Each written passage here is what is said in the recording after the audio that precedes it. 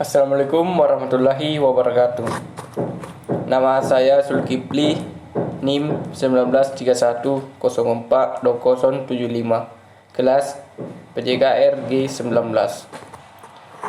Pada video kali ini, saya akan menjelaskan sedikit PowerPoint saya tentang pengembangan olahraga rekreasi dan olahraga tradisional.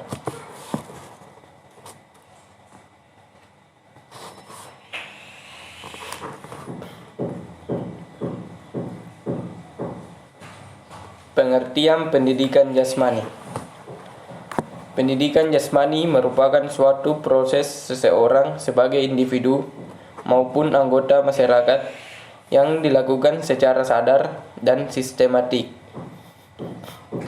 Pendidikan jasmani pada hakikatnya adalah proses pendidikan yang memanfaatkan aktivitas fisik atau untuk menghasilkan perubahan holistik dalam kualitas individu, baik dalam hal fisik, mental, serta emosional.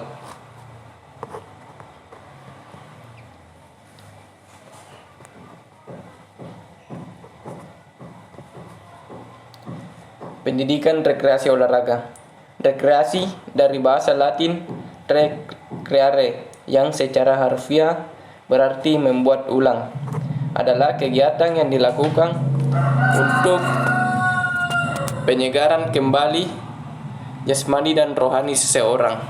Hal ini adalah sebuah aktivitas yang dilakukan seseorang selain pekerjaan. Kegiatan yang umum dilakukan untuk rekreasi adalah pariwisata, olahraga, permainan, dan hobi. Kegiatan rekreasi umumnya dilakukan pada akhir pekan.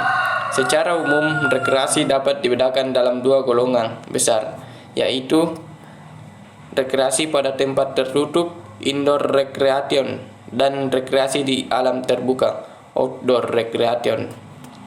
Kamus Webster sebagai sarana untuk menyegarkan kembali atau hiburan, a means of refreshment or diversion. Tujuan pendidikan jasmani: 1. Mengembangkan keterampilan pengelolaan diri dalam upaya pengembangan dan pemeliharaan kebugaran jasmani. 2. Meningkatkan pertumbuhan fisik dan pengembangan psikis yang lebih baik. 3. Meningkatkan kemampuan dan keterampilan gerak dasar. 4. Meletakkan landasan karakter moral yang kuat melalui internalisasi nilai-nilai yang terkandung di dalam pendidikan jasmani, olahraga, dan kesehatan. 5. Mengembangkan sikap sportif, jujur, disiplin, bertanggung jawab, kerjasama, percaya diri, dan demokratis. 6. Mengembangkan keterampilan untuk menjaga keselamatan diri sendiri, orang lain, dan lingkungan. 7. Memahami konsep aktivitas jasmani dan olahraga di lingkungan yang bersih sebagai informasi untuk mencapai pertumbuhan fisik yang sempurna.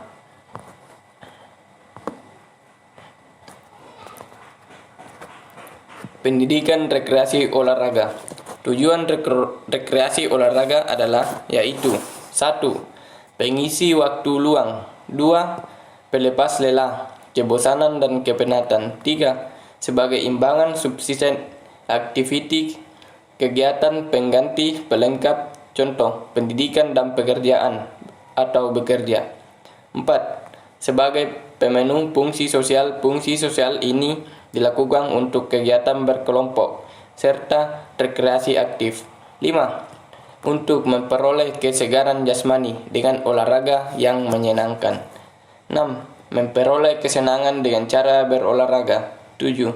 Memperkenalkan olahraga bahwa olahraga itu menyenangkan. Fungsi dan peranan pendidikan jasmani. Fungsi pendidikan jasmani yaitu 1. Aspek organik: menjadikan fungsi sistem tubuh menjadi lebih baik sehingga individu dapat memenuhi tuntunan lingkungannya secara memadai serta memiliki landasan untuk pengembangan keterampilan.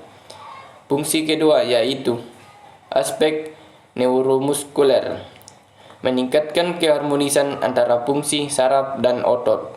mengembangkan keterampilan lokomotor seperti berjalan, berlari, melompat, meloncat, meluncur, melangkah, mendorong, menderap atau mencongklang, bergulir, dan menari.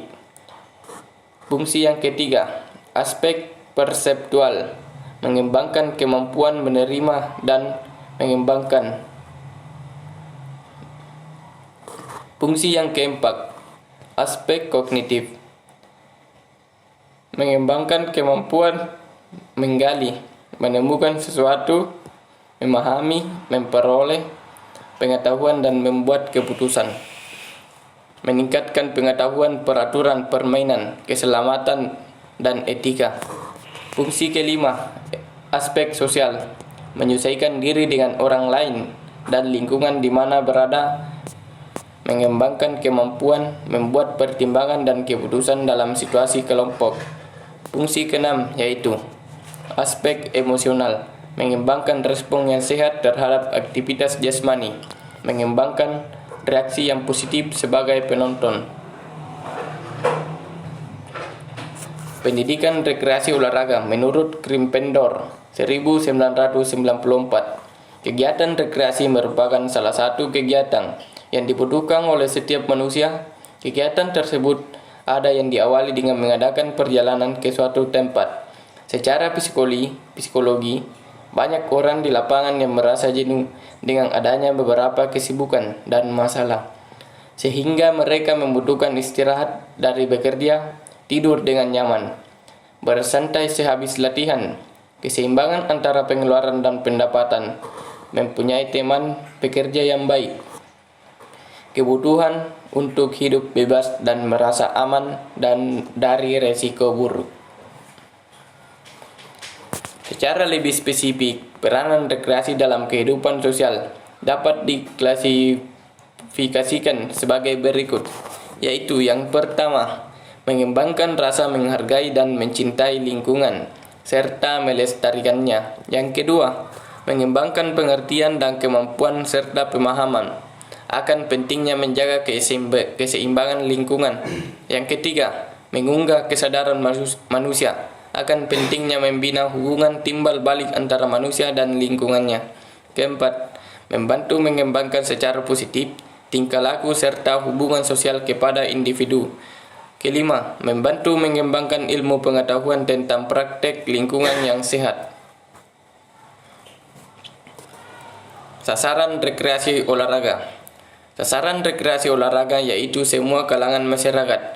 Olahraga sesuai dengan usia, contoh hiking, dilakukan oleh anak usia dewasa, bukan dilakukan untuk anak kecil. Dan untuk anak kecil dapat disesuaikan dengan gerak yang dibutuhkan usia anak kecil. 1. Rekreasi sosial, permainan di dalam ruangan, rekreasi di luar ruangan, rekreasi budaya dan kreatif. Jenis-jenis rekreasi. 1. Yaitu pariwisata atau turisme. Kedua, yaitu olahraga. Ketiga, yaitu permainan. Keempat, yaitu hobi. Selanjutnya, permainan tradisional. Permainan tradisional merupakan permainan yang telah dimainkan oleh anak-anak yang bersumber dari suatu daerah secara tradisi, yaitu permainan tersebut diwarisi dari generasi yang satu ke generasi berikutnya.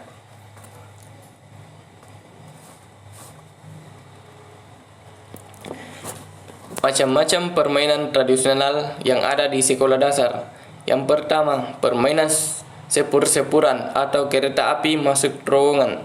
Yang kedua, ular makan ekornya. Yang ketiga, permainan kucing dan tikus. Yang keempat, untrakol atau menyusun pecahan genting kreweng. Yang kelima, betengan. Yang keenam, permainan hadang atau sering disebut dengan gobak sodor. Yang ketujuh, lompat tali. Yang kedelapan, jalangkungan. Yang kesembilan, paciwit-ciwit lutung. Yang ke-10, gadrik. Dan yang ke-11, orayan. Dan yang terakhir 12, sonda.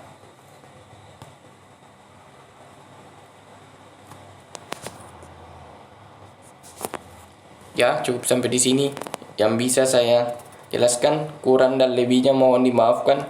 Wabillahi taufik wal hidayat. Wassalamualaikum warahmatullahi wabarakatuh.